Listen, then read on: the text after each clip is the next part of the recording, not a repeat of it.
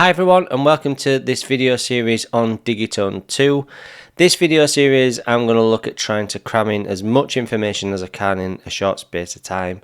It's in conjunction with the booklet that I've made for this video series, so if you go over to the website and look for Digitone 2 Ultimate Guide, you'll see you can download a free example 10-page example of the booklet just to see what it's about. I've also put the contents on the screen now just so that you can see what's in the booklet, but what this does is it shows you what I think is the main points within this unit itself. It's got so much stuff going on in here, it would take me loads of videos to cram in all this information, so I'm just going to pick the main points that I think is relevant, but the booklet is there for you to have a look through and to dissect it yourself. So if you're interested in the booklet, then head over to the website j5music.com and search for Digitone 2 Ultimate Guide. The money from that just goes to help support the channel so I can do more videos like this. It gives me more time to do them, and from that, that's out of the way. So we'll get straight into this first video of this series.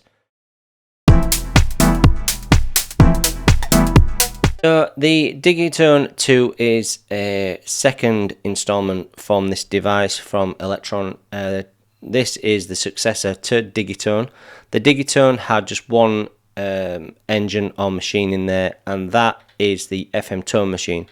So this is what the FM tone machine is. If we go down, we've got 4 pages to choose from. This is where we can set the operator's pitch, we can set the harmonics, we can do a lot of things within this machine to create different sounds of what we want to. With FM synthesis, you'll find that because you're feeding one wave into another wave, an operator into another operator, they usually end up sounding quite metallic and quite harsh. So that's the FM synthesis part of it, but it also has a thing called subtractive synthesis. So subtractive synthesis is where you take away frequencies. So if we had a metallic sound, for example, we could use a filter then on this page to take away frequencies of what we wanted to do. We could select different types of filters, comb for example. It does different things, it sounds different to give you more of that opportunity to create different sounds. Further to that, we can shape our sounds more with the amplitude or the amp page. This is an ADSR for the overall shape of the sound. So if we had a hi-hat sound, for example, we could really tighten this up, and the sustain level, the attack time, decay time, and furthermore we can shape the sound through that. So there's a lot of possibilities within just the basics of a sound, just in these first 3 pages here. But then we can have effects, add effects to the actual overall sound. So if we go over to the effects page, we can add bit reduction, overdrive, sample rate reduction. We could do this pre or post, and that's for the sample rate reduction. We can also do the overdrive for the post or pre or post filter. Then we've got our send effects. So we've got delay send effect, reverb, and then chorus. Each one of these tracks within this, so we have 16 tracks, each one of these tracks has everything that I've just explained. It has all these pages within a track. So if we just go back and have a look at the front page, we can see that this is a similar layout to the other Electron devices within these boxes. We have our 8 encoders here. These are linked to whatever's on the page. So if you can see this one, this is linked through to A, and we have letters for each one of these encoders. So it's A to H. So these link through to whatever's on the screen. You'll notice that some have sort of boxes that are in. So that means that that's not in use for this particular page. Next up below this is the 6 buttons. So we have a trigger page, and you'll notice on the screen we have the 2 white dots to the left of it. That means that there is 2 pages within this page, or this button page, and you can see that at the top. On the synth page, this has 4, it says 1 of 4, so you can navigate this by going up and down. and then using the encoders to shape whatever parameter it is that you want to shape. Same with the filter. It's got 2 pages. The amp has just got that 1 page, effects just that 1 page, and then the mod, which is the LFOs, we have 3 pages, so we have 3 LFOs per track. You'll notice below these signs as well, we have quantized machine, setup, sequencer, send effects, and mixer. So these are labeled in like a teal color. So if I hold function and then click on quantize or this trigger page, it will take me to the quantize page. This is where you can quantize the track itself or the whole pattern. We'll come into that in a later video. So if I wanted to select a different machine, I would go to function and then press the machine button, use my up and down arrows to select one of 4 machines, or I could select this track to be a MIDI track. This is where you can use the powerful sequencer on this device to control external synthesizers, drum machines and whatnot via MIDI. We'll come on to that later as well. So I'm just going to select FM tone again. This is what's just been popped up, the default. That's the default sound. Moving on to the next one, we have filter. So if we hold filter function and then set up on filter, the filter page, this is the setup page for this actual sound itself. We've got loads of different things we can change in this, and some we will come on to later. Just one of them is just the play mode, so we can change it from a polyphonic sort of track, polyphonic meaning that you play more than one note, to maybe like a mono track or a mono legato track. The difference is if you had a drum sound, let's say a kick, and you didn't want that to be played over a couple of notes, you just want it to be played in one note, you just swap that to mono. That means just every time you play a key, that's what would happen. See, it's not playing 2 notes, it's just playing 1. But now if I press these 2, that's what it's doing. That's just an example, track swap, and you've got all these other settings which we'll look at later on. To change the filter type of this, if we hold on the filter page, if we're selected on the filter page, we hold function and then machine. This takes us to the filter page of that. Or alternatively, if we're on the synth page and we press that like that, we can see at the bottom here we've got 2 buttons where you can go left and right. This is to select your synth, and then the right hand button, if you move the arrow over to the right, we can select our filter type. We can use those up and down arrows to select this, so I'm just going to go in multi-mode, just the standard, and then you can see this has just been changed. Next up is the sequencer. So this is the Euclidean sequencer. We can turn it on and off here. We'll look at that later. This is just an overview of the front panel.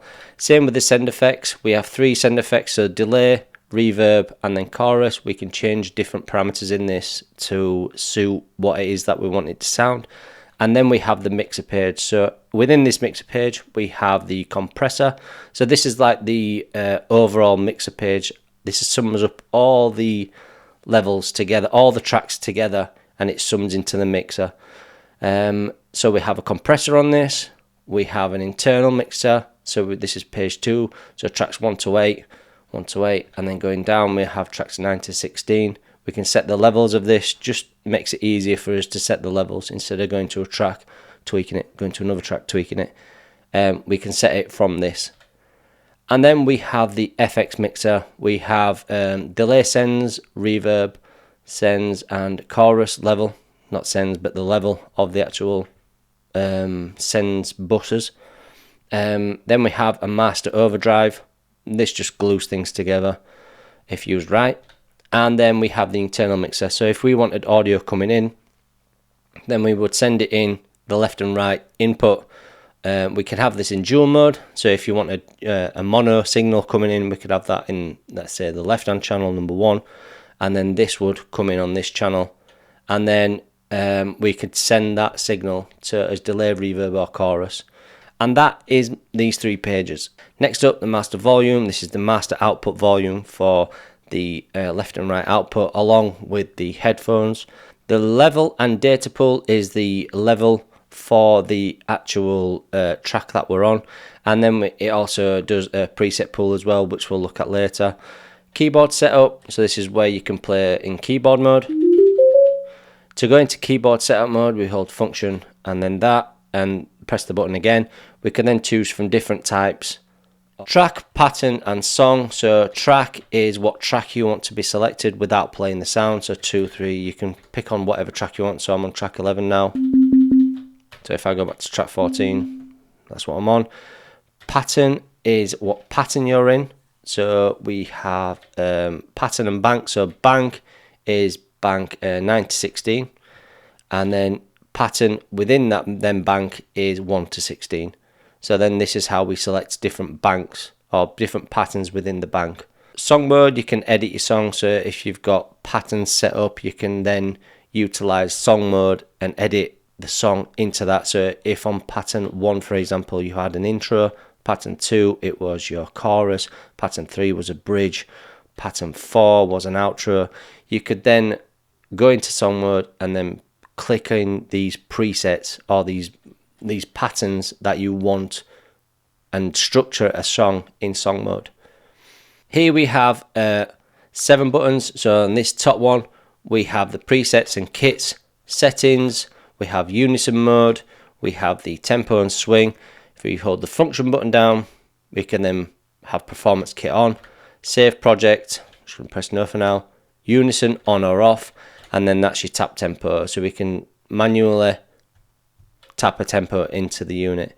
We also have sequencer mode, so this takes you into the step sequencer mode, play, stop, and you can also hold function and then copy certain things with what menu you're in. We have a yes or no button, a save and reload button. So this is a temporary save and then a reload. So if you have a pattern set up in a certain way, you press that to be temporarily saved to a place within the actual Digitone 2 itself. If you start messing with it in live and you want it to get back to that save point, all you do is press function and no, and then that reloads that point up. So you could mess about with anything and it just reloads to when you last saved it.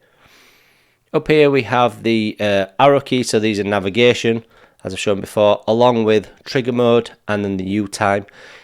Page mode is we have 8 pages now. So on this you can see we have 8 pages. To go into this we click on the function and page to set up, and you can see I've just got 1 page selected. We can change this by tapping on the page itself to add another page, and you can see the length going up to 32 steps now, 64 and then 128, so 128 steps in total. So that in a nutshell really is the front page. There's just these 2 buttons here. So the arpeggiator, we can turn it on or off by holding function, and then that on the top left you'll see mode off and then true mode. So arpeggiator is if we go into the keyboard mode, all it does is just go through the notes that I've been playing in a certain way. So we'll come out of that, turn it off, come out of that. Note edit is it's basically like a chord. So if we wanted to make a chord up ourselves in this scale, let's say we do this one, we can make up that scale. So you can see these red notes, these are the selected notes that I've had. To preview it, all we do is use function and yes. That is what that chord sounds like. So we can take them off. We can maybe go on the octave up. We can maybe add a note below that, take that one off. Maybe add that one. And then maybe add that one. And then from there we can start to make and create our own chords. Last thing on this video, I just wanted to look at the back panel. The back panel is more or less the same on all these devices. We have the power button, the DC in, the USB connection. This connects to your Mac or your Windows PC. MIDI through, MIDI out, MIDI in, your left and your right inputs, your left and your right outputs, and then your headphone out. So I hope you've enjoyed this video. It's been short and sweeter, hopefully. Hopefully you've got something out of it. There's a lot more to it than what I've gone through, and hopefully through this video series we'll try and cover each point. Like I say, if you wanted to get an in-depth look at this unit, I've made a preset booklet, as I said at the start of the video. If you just head over to jfimusic.com or go in the top right hand corner with the link, that'll take you straight there. That will just help support the channel, help support myself to make more of these videos. And if you find this video useful, then don't forget to rate it, subscribe it, comment if there's something like you'd like to see. So that's it for this video, and I will see you in the next one.